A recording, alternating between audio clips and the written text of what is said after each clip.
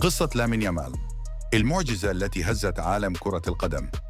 قصة لامين يامال ليست قصة لاعب عادي، بل هي حكاية موهبة ولدت لتدهش العالم. ولد لامين سنة 2007 في إسبانيا، لأب من المغرب وأم من غينيا الاستوائية. ومنذ طفولته كان يقضي ساعات طويلة يلعب الكرة في الشوارع، لكن ما كان يميزها لم يكن القوة، بل الذكاء والتركيز.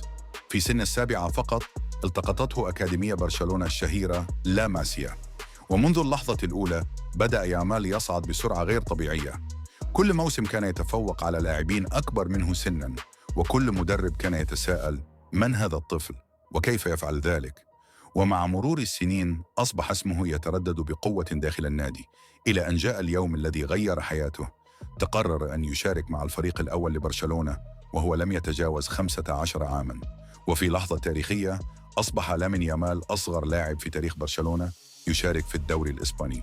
ولم يكتفي بذلك، بل أظهر مهارات مذهلة: سرعة، جرأة، وتمريرات جعلت الجماهير تقف احتراما له. بعدها حمل قميص المنتخب الإسباني وسجل هدفا رائعا ليصبح أصغر لاعب وأصغر هداف في تاريخ المنتخب.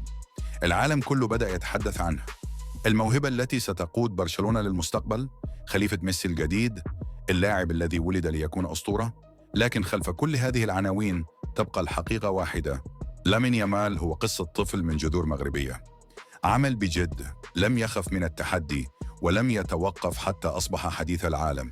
ويبقى السؤال الذي ينتظره الجميع: هل سيصبح يامال أسطورة